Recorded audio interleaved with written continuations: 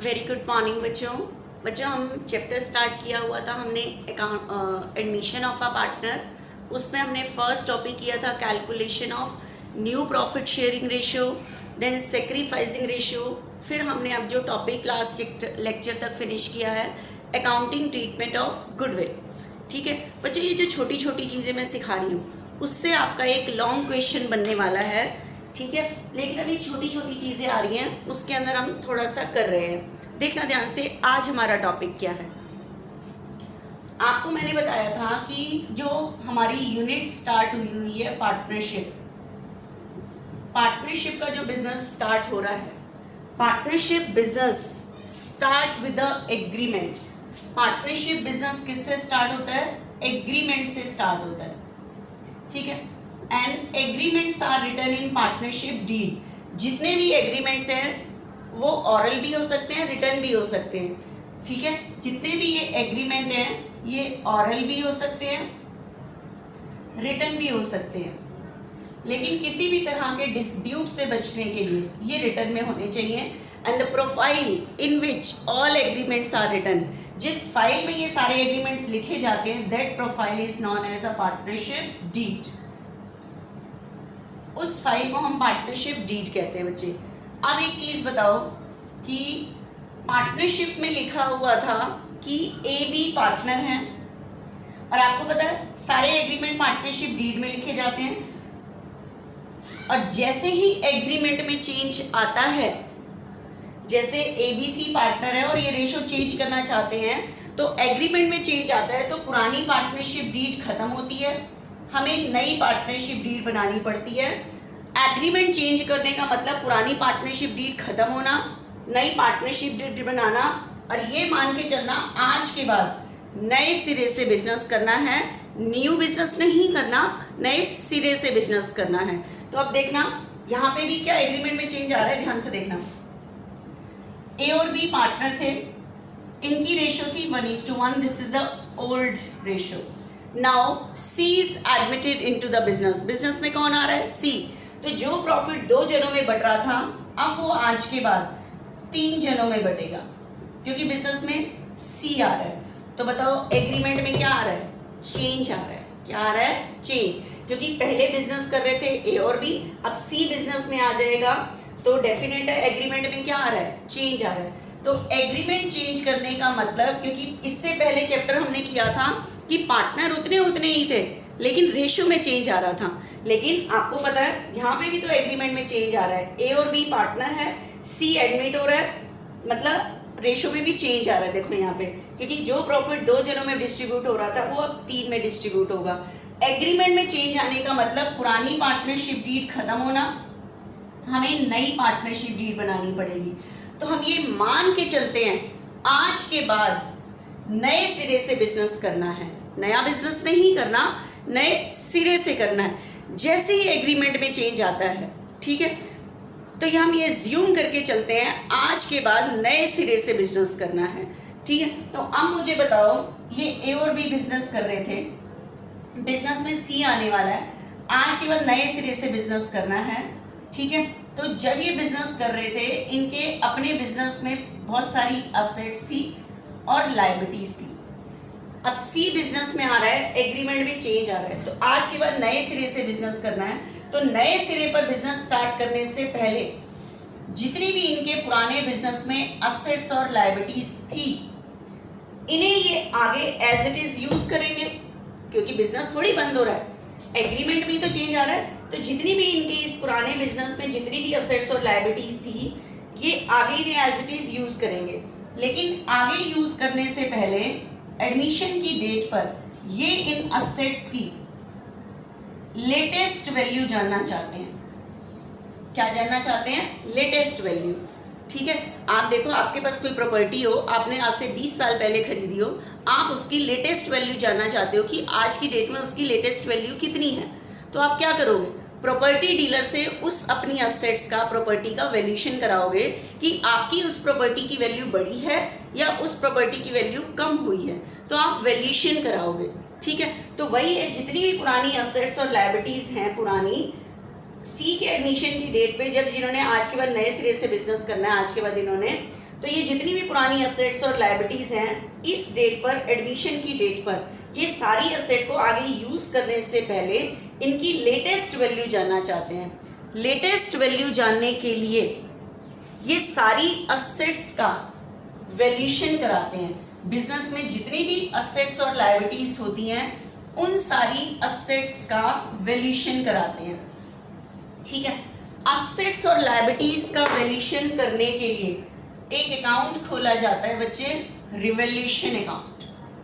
Assets और liabilities का valuation करने के लिए एक अकाउंट खोला जाता है, रिवैल्यूएशन अकाउंट।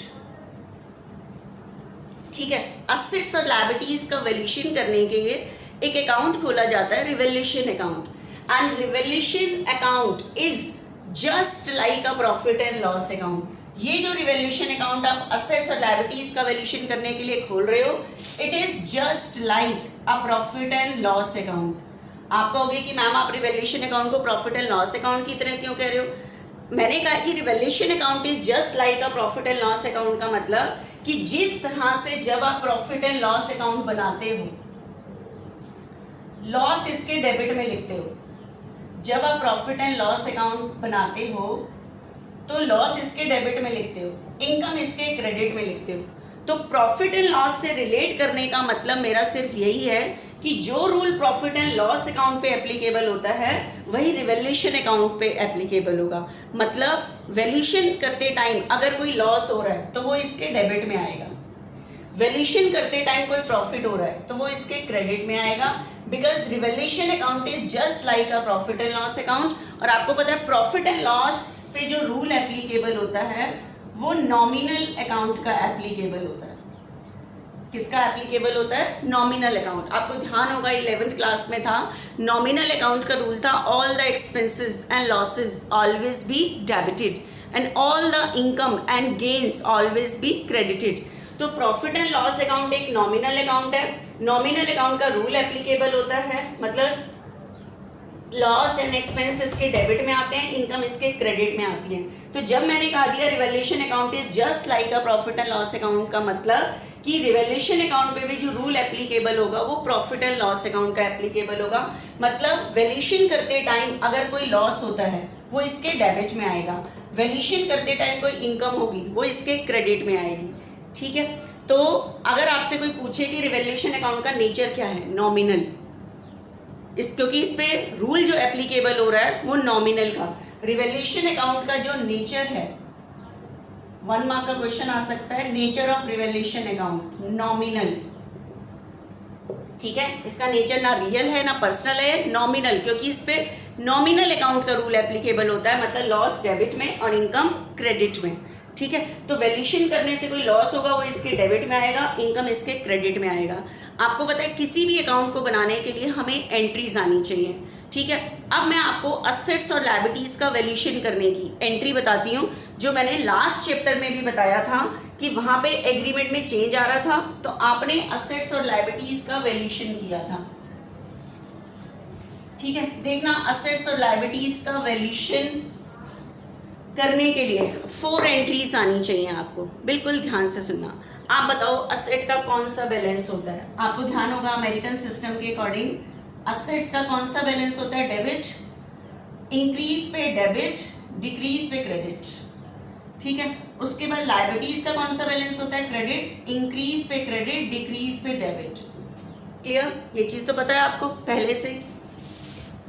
उसके बाद अब देखना बच्चे, हम असेट परचेज नहीं कर रहे, आपके पास ऑलरेडी जो बिजनेस में असेट है, जब आप उसका वैल्यूएशन करोगे तो या तो हो सकता है आपकी असेट की वैल्यू बढ़ रही हो या असेट्स की वैल्यू कम हो रही हो। तो देखना एक बार ध्यान से, entry 2, increase in the value of assets.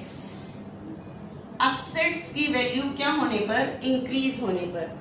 To increase in the value of assets, assets की वैल्यू क्या होने पर? इंक्रीज। मान लो आपके पास कोई बिल्डिंग थी 1 लाख की पहले से, आज जब उसका वैल्यूएशन किया गया तो वो 120 की हो गई। तो बताओ असेट की वैल्यू क्या हो रही है? इंक्रीज। कितने से? 20 से।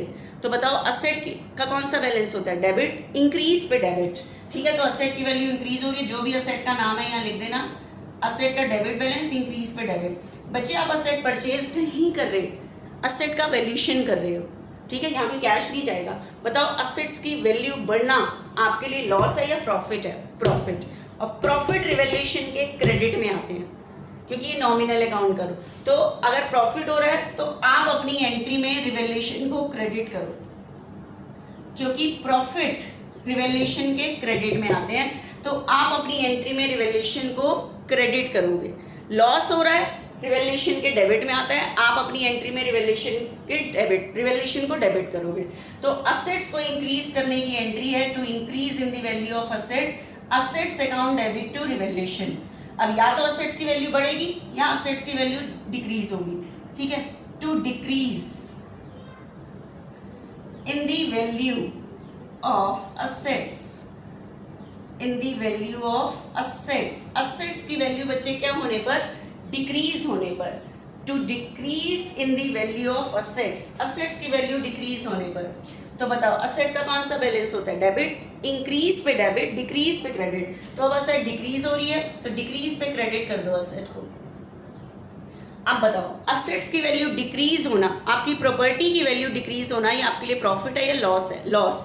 और लॉस रिवैल्यूएशन के डेबिट में आते हैं, तो आप अपनी एंट्री में रिवैल्यूएशन को डेबिट रखो। लॉस रिवैल्यूएशन के डेबिट में आते हैं, तो आपकी एंट्री बनी revaluation account debit to assets, revaluation account debit to assets, ये एंट्री बनी, ठीक है। अब बचे ये तो असेट इंक्रीज होने की, ये असेट डिक्रीज, असेट की वैल्यू इंक्रीज होना प्रॉफिट, प्रॉफिट रिवैल्यूएशन के क्रेडिट में आते हैं, हमने रिवैल्यूएशन को क्रेडिट कर दिया। असेट की वैल्यू डिक्रीज होना लॉस, लॉस रिवैल्यूएशन के डेबिट में आते हैं, ठीक है। उसके बाद नेक्स्ट देखना,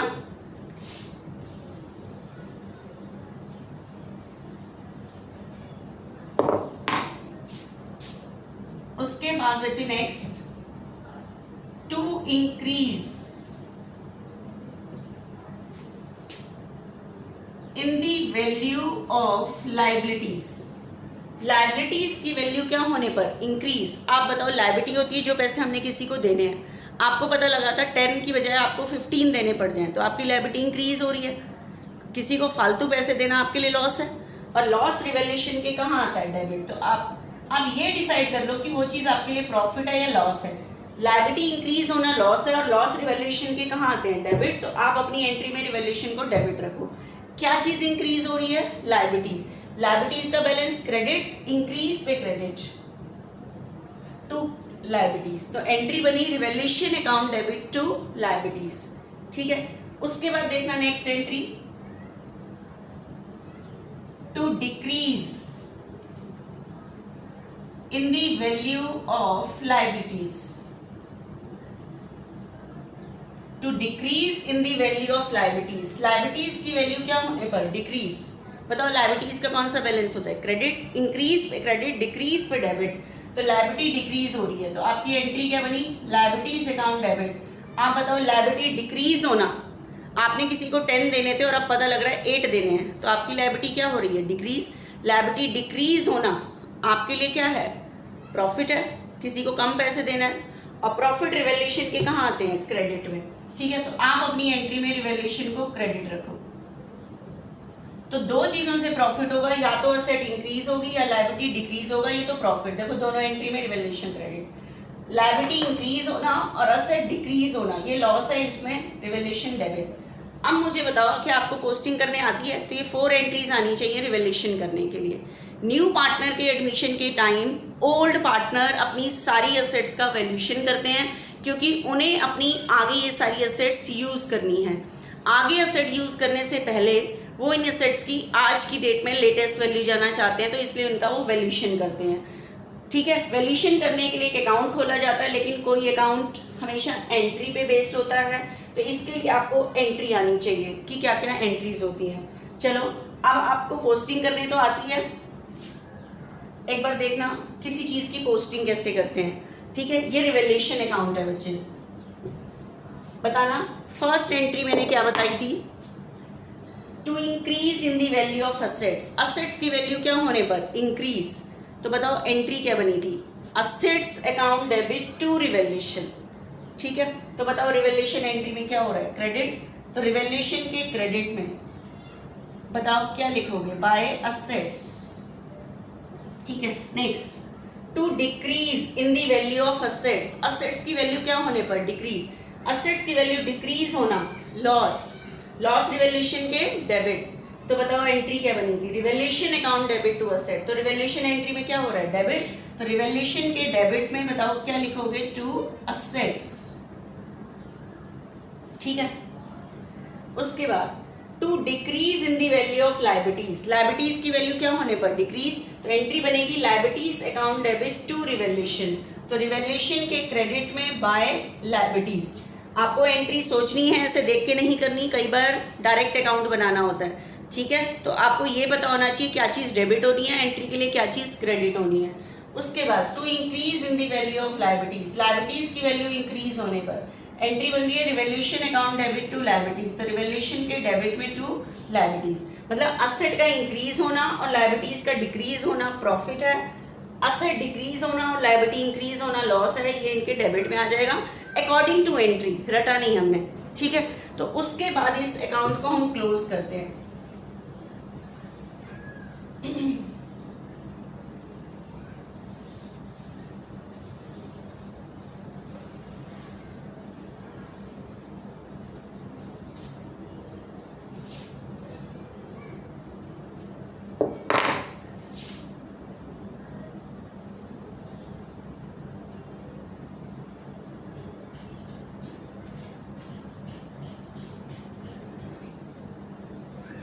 ठीक है, by assets and by liabilities. अब मुझे बताओ यहाँ पे, उसके बाद हम इस रिवैल्यूएशन अकाउंट को क्लोज करते हैं, ठीक है। रिवैल्यूएशन अकाउंट को क्लोज करते हैं तो आपको बताइए ये इनकम साइड है, ये एक्सपेंस और लॉस साइड है। मान लो रिवैल्यूएशन पे इस इनकम साइड में 1 लाख है या 40 है, तो बताओ कौन सा साइड ज़्यादा है, income side 1 lakh, 1 lakh expense loss less किया, ये बचा हुआ ये आया, तो बताओ कौन सा साइड ज़्यादा था, इनकम, इनकम में से लॉस लेस करोगे तो ये प्रॉफिट निकल के आएगा क्योंकि इनकम साइड ज़्यादा था, तो ये प्रॉफिट निकल के आया। This is the profit on revaluation, revaluation पे प्रॉफिट निकल के आया, जो हमने असेट्स और लायबिलिटीज़ का वैल्यूएशन किया उस पर प्रॉफिट निकल के आया। अब मुझे बताओ इस प्रॉफिट पे किसका राइट होना चाहिए, एक बार एग्जाम्पल से समझना। ए और बी पार्टनर हैं, इनकी ओल्ड रेशो है 1:1, बिजनेस में सी आने वाला है तो रेशो में चेंज आ जाएगा, ठीक है। एग्रीमेंट में चेंज आने वाला है क्योंकि नया पार्टनर बिजनेस में आ रहा है, तो नए पार्टनर के आने से पहले आज के बाद हमने नए सिरे से बिजनेस करना है क्योंकि एग्रीमेंट में चेंज आ रहा है। तो इस ओल्ड पार्टनर ने अपनी पुरानी असेट्स एंड लायबिलिटीज़ का वैल्यूएशन किया इस डेट पर और इस वैल्यूएशन पे इनको प्रॉफिट हुआ। बताओ ये जो रिवैल्यूएशन पे प्रॉफिट हुआ, क्या सी का इस पे कोई राइट है? ये तो कौन सी असेट्स का वैल्यूएशन हुआ है, पुरानी असेट्स का, तो इस पे किसका राइट है, ओल्ड पार्टनर का। किस रेशो में, ओल्ड रेशो में। नए पार्टनर का तो इन असेट्स से कोई रिलेशन ही नहीं है, अभी तो उसको आने से पहले हमने आज के बाद सारी असेट्स और लायबिलिटीज़ का वैल्यूएशन किया उस डेट पर, क्योंकि आज के बाद हमने सी के साथ नए सिरे से बिजनेस करना है। तो इन असेट्स पे जितना भी वैल्यूएशन होगा, प्रॉफिट होगा, इस पे ओल्ड पार्टनर का राइट होगा ओल्ड रेशो में। तो इस प्रॉफिट को ओल्ड पार्टनर डिस्ट्रीब्यूट करेंगे ओल्ड रेशो में, न्यू पार्टनर का इस प्रॉफिट पे कोई राइट नहीं है, ठीक है। तो आपको पता है पार्टनर को हम प्रॉफिट कैश नहीं देते, उनके अकाउंट में ट्रांसफर करते हैं, कैपिटल अकाउंट में। इसलिए इस प्रॉफिट के लिए क्या वर्ड यूज करोगे, profit transfer to partners capital account, ठीक है। ओल्ड पार्टनर ए और बी हैं, किस रेशो में बांटोगे, ओल्ड रेशो में। मान लो ओल्ड रेशो 1:1 है तो 30 ए को मिलेंगे, 30 बी को मिलेंगे, ठीक है। अब बताओ इसकी एंट्री क्या होनी चाहिए इस प्रॉफिट बांटने की। आपने पार्टनर को ए और बी को प्रॉफिट दिया, कैश नहीं दिया, उनके अकाउंट में डाला। अकाउंट में डालेंगे तो कैपिटल क्या होगी, इंक्रीज, इंक्रीज पे credit to A's capital to B's capital, ठीक है। 30 ए को 30 बी को। कौन से अकाउंट का प्रॉफिट है, रिवैल्यूएशन अकाउंट का। कौन से अकाउंट का, रिवैल्यूएशन अकाउंट का, ठीक है। एंट्री बताओ क्या बनी, revaluation account debit to A's capital to B's, जैसे एप्रोप्रिएशन का प्रॉफिट डिस्ट्रीब्यूट करते थे, ये रिवैल्यूएशन का प्रॉफिट डिस्ट्रीब्यूट हुआ। अगर बाई चांस बचे, जरूरी नहीं है प्रॉफिट हो, अगर ये वाला साइड ज्यादा है, मान लो यहाँ 1 लाख है और इनकम साइड 60 है, कौन सा साइड ज्यादा है, लॉस साइड ज्यादा है, तो 1 लाख, तो इस केस में यहाँ पे 40 का ये लॉस निकल के आएगा क्योंकि एक्सपेंस साइड ज्यादा है, ठीक है, तो ये लॉस निकल के आएगा। लॉस भी कौन डिस्ट्रीब्यूट करेंगे, ओल्ड पार्टनर, कहाँ ट्रांसफर करेंगे, पार्टनर्स कैपिटल अकाउंट में, same by loss transfer to partners capital account, loss transfer to partners capital account, A और बी ओल्ड रेशियो में ही 20-20, ठीक है। तो अब मुझे बताओ, अगर पार्टनर लॉस डिवाइड करेंगे तो उनकी, अगर आप उनके अकाउंट में लॉस ट्रांसफर करोगे तो कैपिटल क्या होगी, डिक्रीज, और डिक्रीज पे डेबिट, ठीक है। तो आपकी एंट्री क्या बनेगी बच्चे, A's capital account debit, B's capital account debit, कौन से अकाउंट का लॉस है, रिवैल्यूएशन अकाउंट, टू रिवैल्यूएशन